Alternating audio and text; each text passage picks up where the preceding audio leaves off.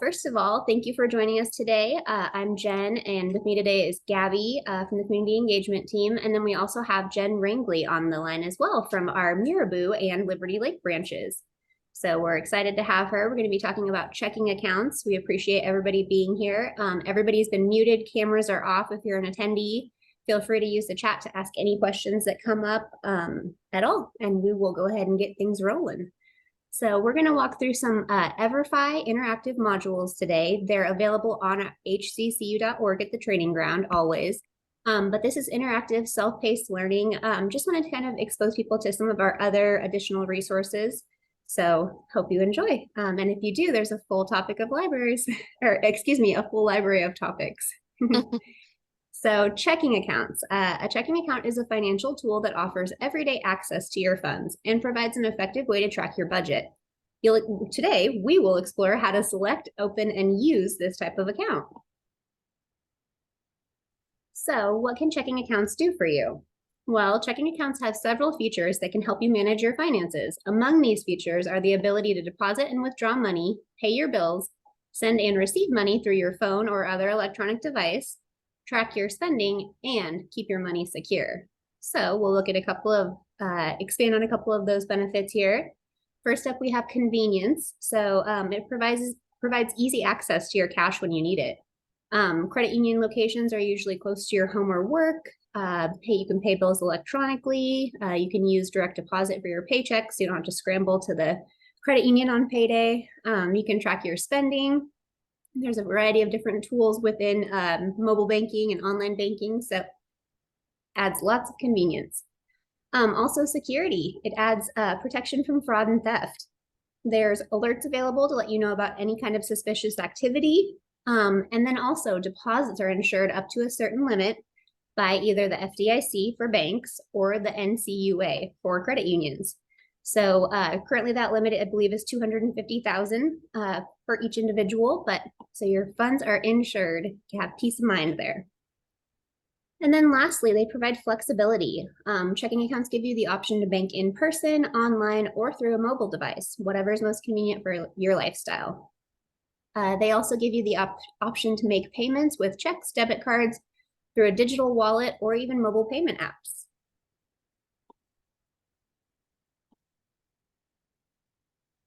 And here we'll talk about some types of checking accounts. These are just very, very general, but there are several types of checking accounts that you may consider for your financial needs. Keep in mind that the features and fees will vary depending on the financial institution that you choose to have your account with and the account type.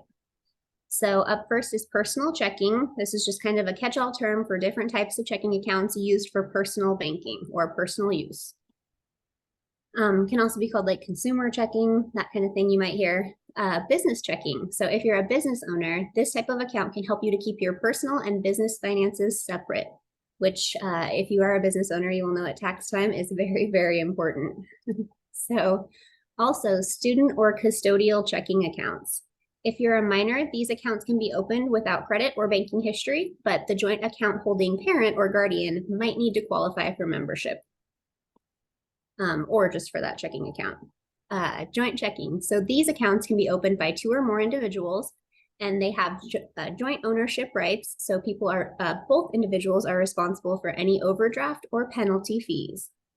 Also, both individuals have access to that money. So don't think that because it's a joint checking account in your name primarily that your joint account owner cannot access those funds. So if you're going to put somebody on a joint checking account with you, make sure that you trust them. And then Really? other times. Oh, sorry, yeah. Jen. I had a quick question. I wanted to add in when we were talking about the insurance. When I was at an event last weekend, one of the FSRs was talking about how can you actually get more insurance if you have more people on the account? Is that right, Jen R? Yes. Okay. And let's let Jen Rangley, sorry, it's a little bit confusing with 2 Jens. I know. Jen Rangley may be able to talk to that a little bit more. If you feel comfortable jumping in, Jen. Yeah, not a problem. Thank you. So if you do have a joint on the account, it is subject, I believe, to the $250,000 per Social Security number. Awesome. And That's what we I do thought have some too. good resources as far as calculating what an individual is eligible for the insurance through the NCUA website.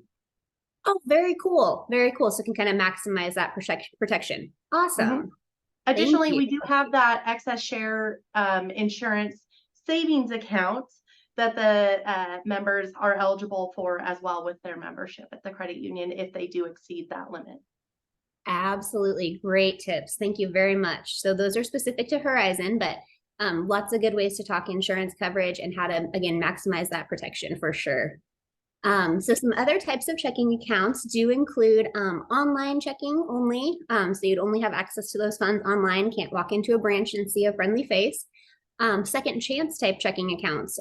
Those are for folks that have maybe run into some issues in the past with their banking history. Interest bearing accounts, so where you're going to earn some money on your money. Love that. And then rewards accounts are also an option in some institutions. So those are all personal accounts as well. And then each of those will have different terms. So just be aware of the terms that you're signing up for. So how do you open a checking account? Well, opening a checking account can usually be done in person or online, and it's usually as easy as completing 3 simple steps. So up first, you'll need to gather all of the necessary documents. So in order to get started, you'll generally need the following: a form of government issued photo ID, such as your driver's license, a passport, or military ID, and then any of the following: a utility bill, social security card, or birth certificate. Back in the good old days, a lot of times it was just that ID that was required, but post 9/11 and that kind of thing, regulations have gotten a little bit stricter.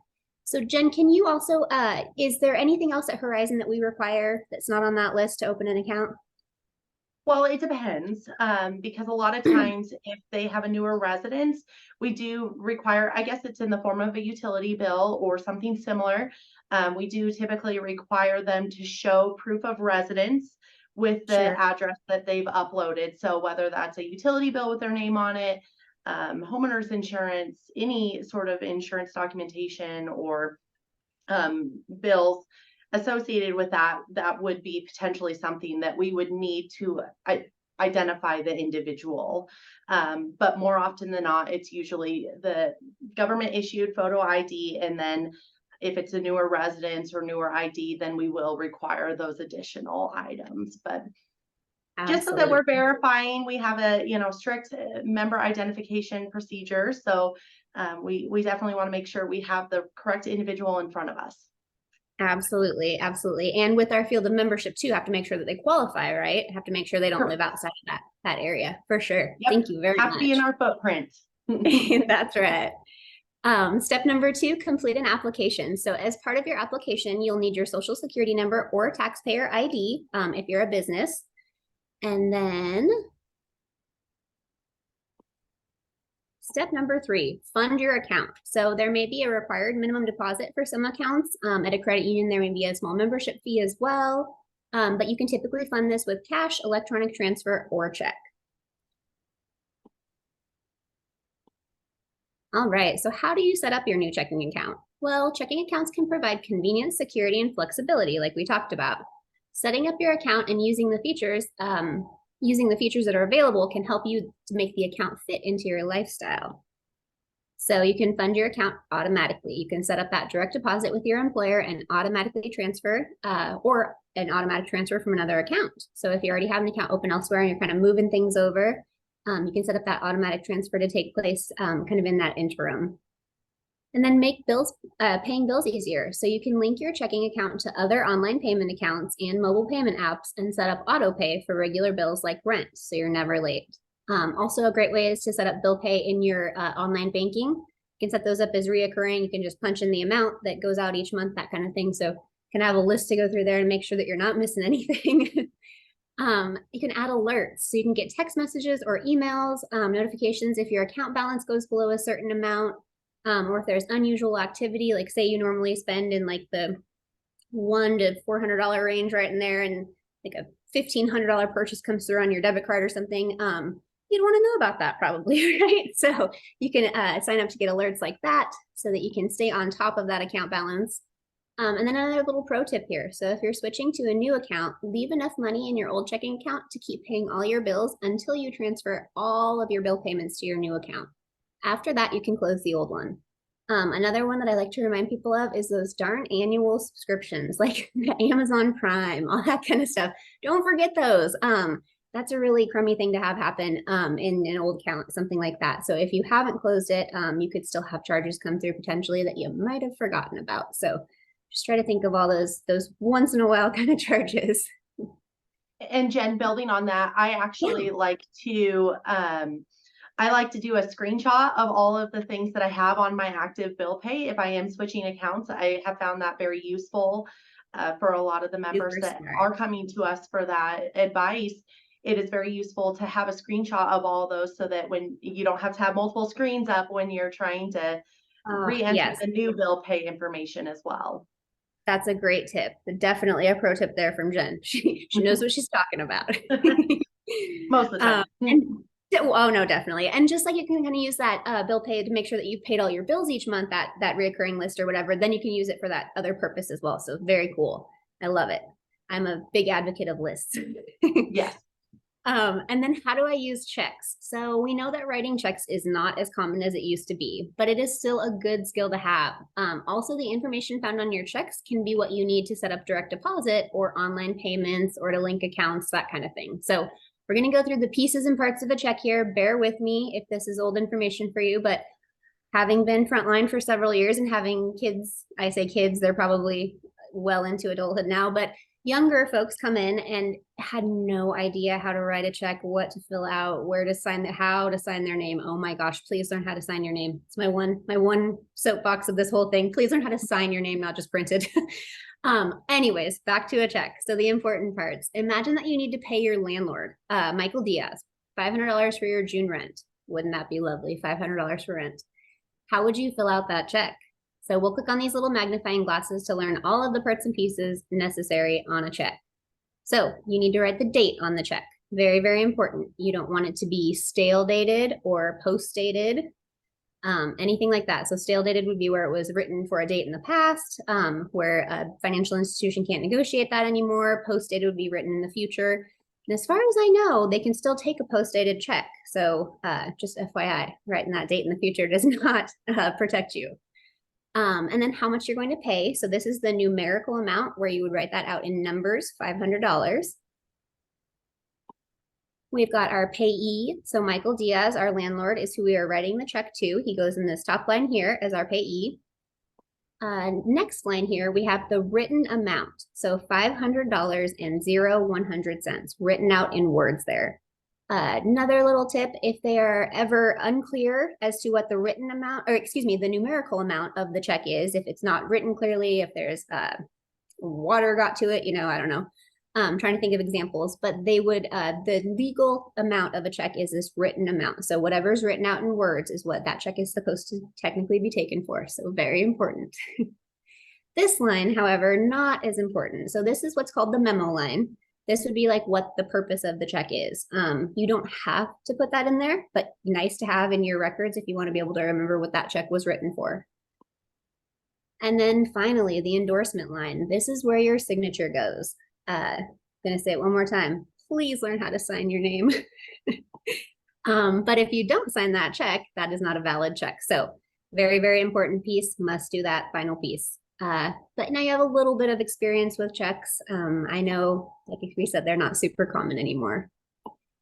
So up next to debit cards, much more common these days. Your checking account may also come with a debit card, which may help to provide the convenience, security, and flexibility that you're looking for. We keep going back to those words, right? Convenience, security, and flexibility. So first up, convenience. You can make purchases even without cash on hand, or having the exact right amount of cash, things like that. Oh, I don't know what just happened to our screen there. Give me just a second.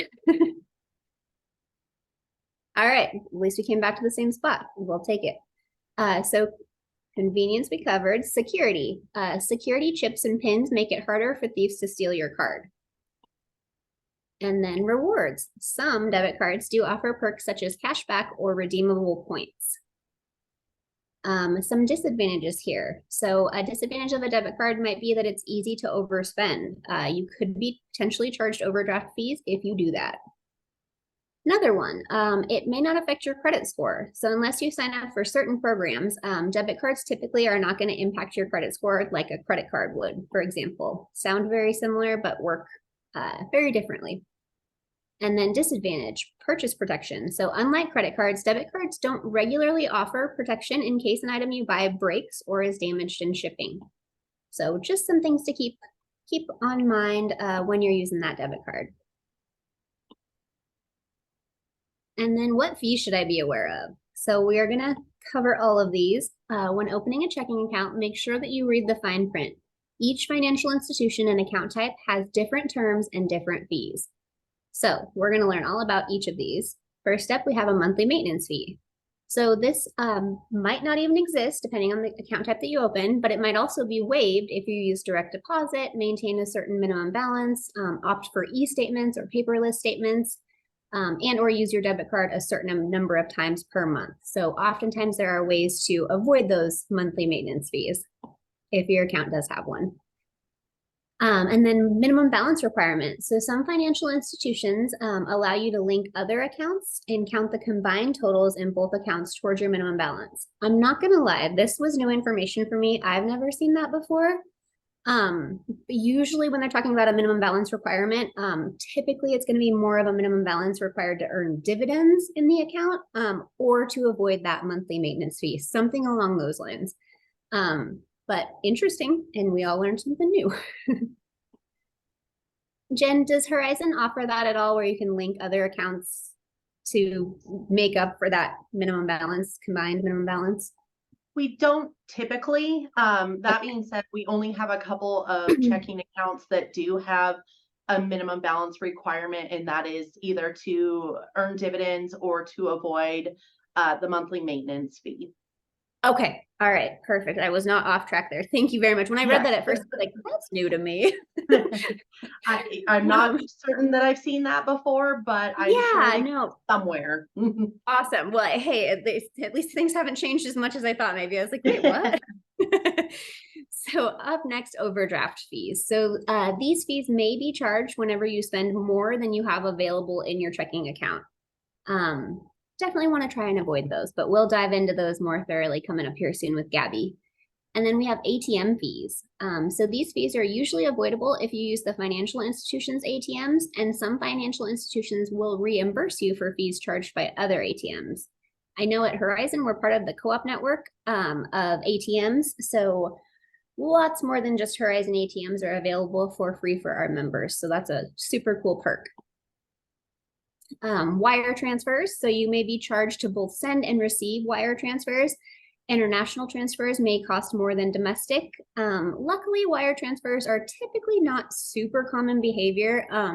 If they are for like a business that you run or something like that, I could see that more commonly, but usually in a personal account, wire transfers aren't super common unless you have family out of the area or something like that. Then that can, of course, come up more often.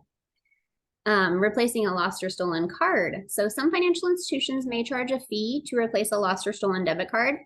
And if you need your card quickly, they may charge a higher fee to expedite the shipping of a new card. Again, this is a little bit different at Horizon because, correct me if I'm wrong here, Jen, but would we typically charge a fee to replace a lost or stolen debit card unless that was like an abused privilege, like unless we needed it like every single month? Correct. Yeah, we typically do not have a fee for that, but we have charged it in the past. Like you said, in the case of an abusing or something of similar nature with the debit card situations. And luckily at Horizon, most of our branches have card printing machines. So it makes it a little bit easier and quicker to get those replacement cards. Absolutely. Thank you for mentioning that. I was going to say back in my day on the front lines, it was you've got to wait 2 weeks to get that new card shipped to you. That was a really crummy thing to deliver to folks. But yes, Horizon branches mostly offer those debit card printing machines in branch. So again, takes care of that wait. And stop payment fees. So this again goes back to checks. A stop payment fee is something that you would apply to a check that you have written and mailed or given to someone, whatever that case may be, if you need to cancel payment on that check. And I don't know an institution that probably isn't going to charge you a fee for a stop payment fee, just because that does require some manual processing pieces there. And then other fees. So other fees include bounce check fees. So again, if you write those checks and you don't have money to cover them, and then balance inquiry fees can sometimes pop up on certain ATM machines, things like that. Fees on dormant accounts, if you kind of forget about one of those accounts and let it just sit there forever.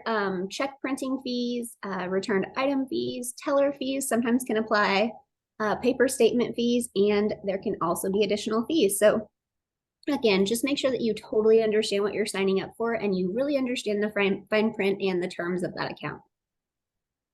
So up next, we've got some key points. Again, back to convenience, security, and flexibility. So convenience, you can bank in person, online, or through your mobile device.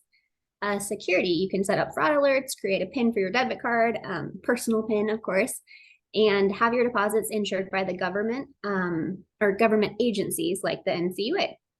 And then flexibility, you can make payments with checks, debit cards, or a digital wallet or a mobile app.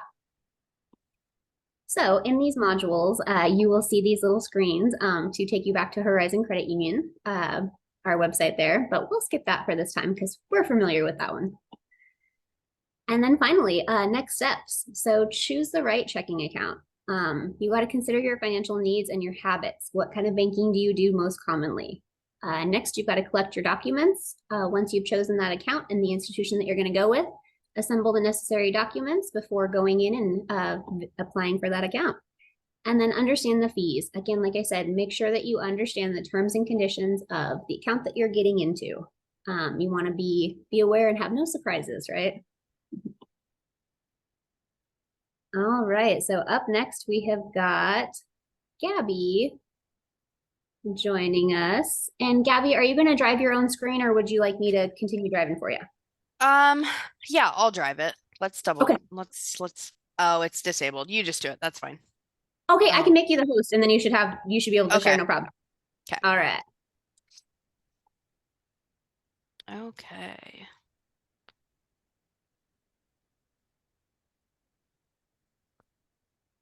Does that look like it's working? Looks perfect. Okay, sweet.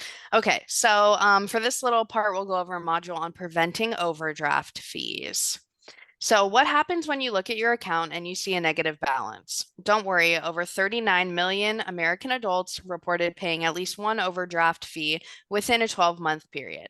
Let's learn more about why these fees occur and how to prevent them. So an overdraft is what happens when you make an authorized transaction from your bank account in an amount that exceeds your account's available balance. So in some cases, your bank or credit union essentially lends you the money needed to complete the transaction. So we'll read below to learn about the 4 main ways that you can incur an overdraft fee. So debit card purchases. If you use a debit card to authorize a purchase that costs more than the total available amount in your account, you may get an overdraft fee on your account. Another one is online payments. So if you make an online payment and your account doesn't have enough money to cover the total, the online payment may cause an overdraft fee on your account. ATM withdrawals. If you withdraw or spend more money than you have available from your account, you may be charged an overdraft fee if you have opted in your institution's overdraft service. While some of the banks or credit unions may permit you to withdraw money, others may prevent you from withdrawing money by indicating that there are insufficient funds. And then checks. So if you write a check, this is a big one because I think people write checks and then mail them, you forget you wrote them. And if you're not keeping a tally somewhere, this will probably happen. So if you write a check and it's deposited when your account does not have enough money to cover the total amount of the check, your account will be overdrawn and you may get an overdraft fee. And if your credit union or bank declines the deposit, you will likely be charged a non-sufficient funds fee or NSF fee. And the merchant may also charge you a returned check fee. So those can add up pretty quickly. Overdrafts result in a negative account balance. The credit union or bank may also charge a fee, so an overdraft fee, which could be as much as $34 per transaction. So this one's interesting because I think a lot of people struggle with this also, myself included. So how does posting order affect my account balance? So posting order is the timing in which transactions like deposits, withdrawals, and purchases post to your actual checking account on a given day. Posting order is important because transactions can sometimes take longer than you're expecting to post, which can cause you to overestimate how much money you have to spend. When this happens, you may accidentally overdraw your account and get a fee. So we will learn a little bit about some different situations. So Bob has $50 in his checking account. On Monday, he deposits a check for $300. When he tries to pay his $300 car payment the next day, his payment is declined. Bob's payment was declined because he did not consider his check's posting order. Funds from deposited checks may take more than 1 day to become available to spend. Now we have Vicky. Vicky has $300 in her checking account. On Tuesday, she uses an app to send a friend $150. When she checks her account later that day, she sees that she still has $300, and so she withdraws $200 from the ATM. Vicky overdrew her account because she didn't realize that her app money transfer had not yet posted. When it reaches her account, she will have overdrawn her account. Ed has $200 in his checking account. On Wednesday, he pays his utility bills online, which total $250. He plans to deposit a check for $100 to his account later that day to cover the difference. Depending on his financial institution's posting order, Ed's account may or may not be overdrawn. Some online transactions post immediately, while others will take longer. And then Alex has $400 in her checking account. She deposits a $100 check and then spends $400 online shopping. The next day, her account balance is $500, so she withdraws $200 from an ATM. Alex's account will be overdrawn as soon as her online purchases post to her account. Remember that transactions take different times to post, which can make it appear as though you actually have more money in your account than you really do. Okay, now we have some tips. Really quick though, Jennar, did you want to talk? I know there are some different, like there's overdraft prevention and then protection, I believe. Can you explain a little bit about the difference of that at Sure. Horizon? Yeah, absolutely. Thank you. So overdraft protection means you can link another account with the credit union to pull so that to pull the funds from so that your checking account does not go overdrawn. Here at Horizon, it pulls in $50 increments, and there is a small fee for that service. However, it saves you the embarrassment of a declined card as well as the high overdraft fee. And then as far as the privilege goes, so you can also I'll scoot back up to the protection really quick. You can either do a sub account that's with Horizon to link up to that checking account, or you can do a credit card, line of credit, things like that, to back up the checking account so that it doesn't get that overdraft fee, because those can get pretty costly pretty quick. And then for the overdraft privilege, what that is that we will pay your transaction based on the type of coverage that you have opted in for. And these are both things that you can opt out for as well. With the type of transaction, we will still pay your transaction. We will charge you the overdraft fee, but we will pay that again to avoid the embarrassment of your card declining, say at the grocery store, or a check bouncing, things like that, so that you get to come back in good standings with us, but it still pays that transaction for you. Okay, awesome. Thank you. Appreciate that. So we'll go over, here's some 8 tips that can help prevent overdrafts. And the best way to avoid overdraft fees is to be informed and to stay on top of your account activity. So here are 8 helpful tips to keep in mind. So number 1, do your research. Research and compare checking account features, such as minimum balance requirement, overdraft fees, and maintenance costs, and consider checking accounts that offer low balance alerts by email or text. Choose a checking account or prepaid cards with lower risk. Consider choosing a checking account with a lower overdraft fee or a prepaid card with lower fees.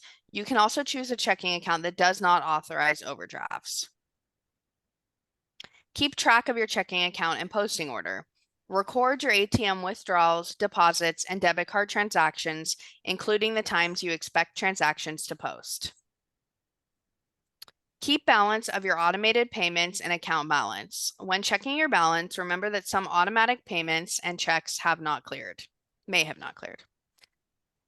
Review your statements on a regular basis.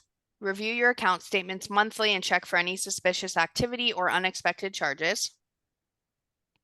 Link your checking account to a savings or credit card account, just like Jen was just talking about. So if you link another account, when you exceed your checking account balance, your bank or credit union will pull funds from a savings or credit card to cover that transaction. However, the transfer from a linked account may have a transfer fee, although this fee is typically lower than an overdraft fee. Consider an overdraft line of credit. Your credit union or bank will pull funds from a line of credit to cover the transaction account more than your account balance, but a fee may also happen with this one. And then think carefully before you opt into your bank or credit union's overdraft service. By not opting into your credit union or bank's overdraft service, your financial institution will not charge you overdraft fees for ATM or one-time debit card purchases. Instead, ATM and one-time debit card purchases will be declined if there's not enough money in your account to cover the transaction. Keep in mind that if you opt out of overdraft services for ATM and one-time debit card purchases, the bank may still charge a fee if you overdrew your account because of a recurring debit card payment, such as gym memberships or streaming subscriptions, online payments, checks, or ACH transfers. In addition to overdraft fees, some institutions charge an additional fee when you carry a negative balance longer than a specified period. If you have an overdrawn account, make sure to cover the negative balance and fees as soon as possible. Jen R., do you happen to know how long that is, or if we do charge a fee if you carry a negative balance? So we don't necessarily charge a fee for the negative balance outside of the overdraft fee, but our length is 32 days, I believe. Okay, good to know. Okay, so what are my overdraft service options? So many consumers do not know that for one-time debit and ATM transactions, overdraft services are optional. If you have overdrawn in the past, opting out of overdraft services may be worth considering. A bank or credit union may offer an overdraft service, which allows an check, ATM withdrawal, or debit card transaction to be paid even if you have insufficient funds from your account to cover the amount of the transaction. For ATM and one-time debit card transactions, you have the right to opt in or opt out of that service. Let's see if I can move everyone's beautiful face so that I can click next. Okay. So laws and regulations, banks and credit unions may charge you a fee for the overdraft service when you spend or withdraw more money than is in your account. By law, they are required to receive your permission before enrolling you in an overdraft service for one-time debit card and ATM transactions. Denying one-time debit card and ATM transactions and avoiding fees. For one-time debit card or ATM transactions, you may opt out of the service and choose to have your financial institution reject the overdraft transaction if you are concerned about an overdraft fee resulting from the transaction. The transaction will typically be denied, but there won't be a fee. Now our key points. So number one would be minimizing your risk. Budgeting and planning will help you to see your income and expenses and how they work together. It's also important to understand how posting order is part of that planning and spending. Evaluating your options. As a banking customer or credit union, you must understand that available products and account features that may help limit fees in the events of an overdraft. You can link your savings, credit card, or line of credit to your checking account to minimize fees. You may also choose not to opt into the overdraft service for a one-time debit card or ATM transactions. And then 3, monitor your activity. Consider account features such as having mobile banking to stay on top of your account balance, or set up your account to send you low balance alerts. And then this is kind of our same page Jen was talking about, where if somebody was using this, like a member could come on here and then they would click here and they could go to their Horizon account or website and learn a little more about us. And next steps. So check for overdraft protection features. Check with your credit union or bank to understand their posting and overdraft policies and review overdraft protection features that help minimize the risk of those overdraft fees. Evaluate your overdraft services. Consider the risks and benefits of opting into those overdraft services. And then check your balance often. Again, record your ATM withdrawals, deposits, and debit card transactions. And that is that. I just want to jump in for 1 second. In case you're not like Yes. a checkbook register user, because, you know, we discussed that's not super common. Debit card registers, wonderful, wonderful tool. We have these in Horizon branches, so I highly suggest utilizing that if you are not a checkbook carrier. Yes. I need to get one of those next time I'm in the branch.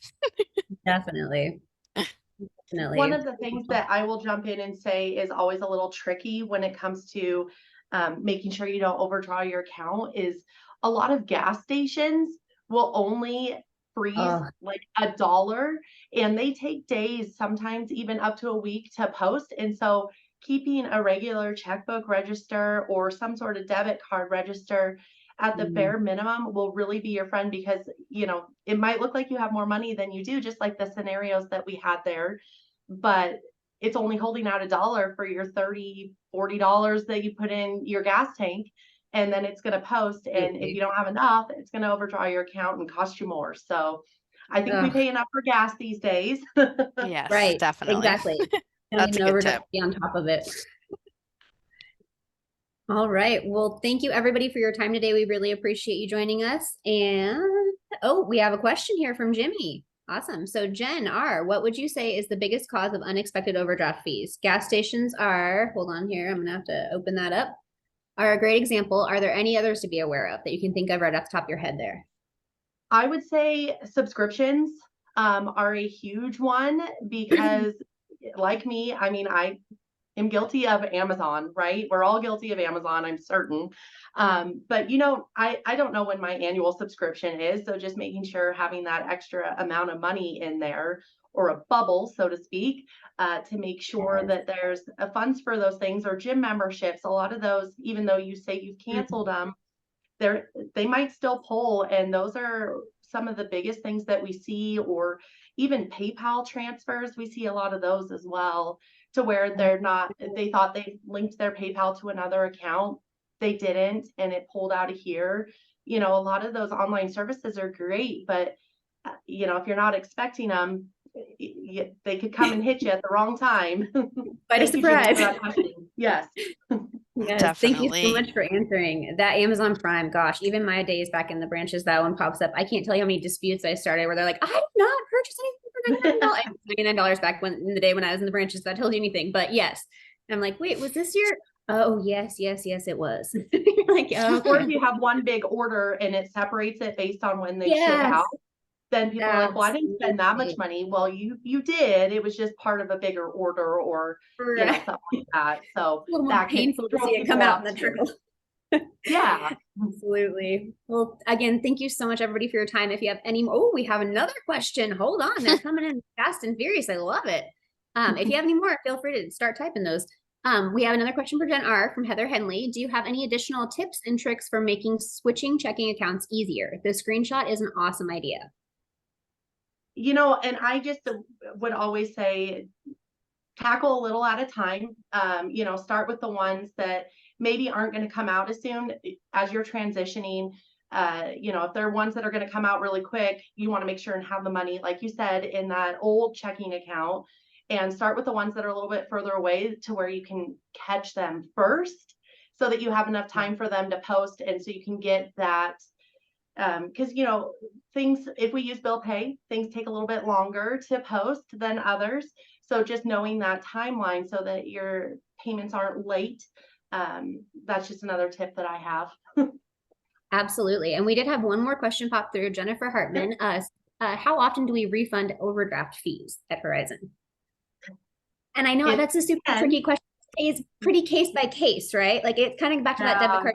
People that are abusing it, clearly not going to do that, but you know, honest mistakes and stuff like that, right? Am I off track? Sure.